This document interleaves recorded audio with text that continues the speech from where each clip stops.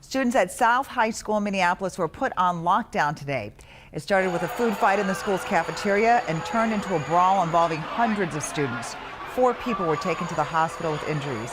Esme Murphy has been at the school all afternoon. She joins us now with more. Hi, Esme.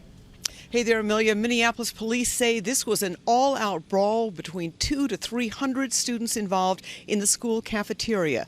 The 2 officers assigned to this school were overwhelmed immediately, and they called for backup. Responding officers were pelted by objects thrown by students as they rushed in to try and break up this fight.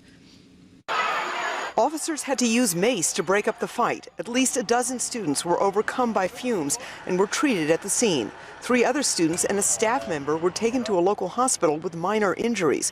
Police say a minor fight broke out in the first lunch period, but it was during the 3rd lunch period when the brawl happened. Some tensions and some unsubstantiated rumors about what had occurred during the first lunch period were going around, and students became upset. Police say students were assaulting each other and staff members who tried to help. Pushing, shoving, items being thrown.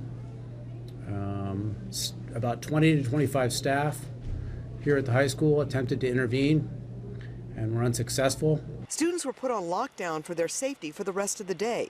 Students say the fight was the result of long simmering tensions between the 8% of students here who are Somali American and the 20% who are African American. The school district insists South is a diverse school where students usually do get along. Yes, South High is a safe school. Did it have an unfortunate, awful situation today? Absolutely.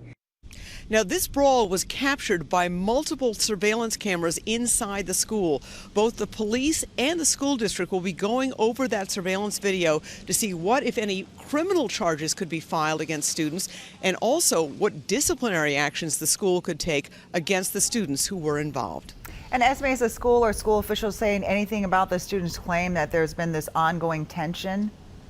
You know, they really didn't. They basically said that they felt that overall students here did get along. What is striking, though, Amelia, I talked to a half dozen students. I talked to a half dozen parents, and all of the ones that I spoke with said there has been a history of ongoing tensions here. The school district says they are going to conduct a thorough investigation of this incident that everyone agrees could have been a lot worse. They're thankful that only the injuries sustained were minor. Yeah. All right, Esme, thank you.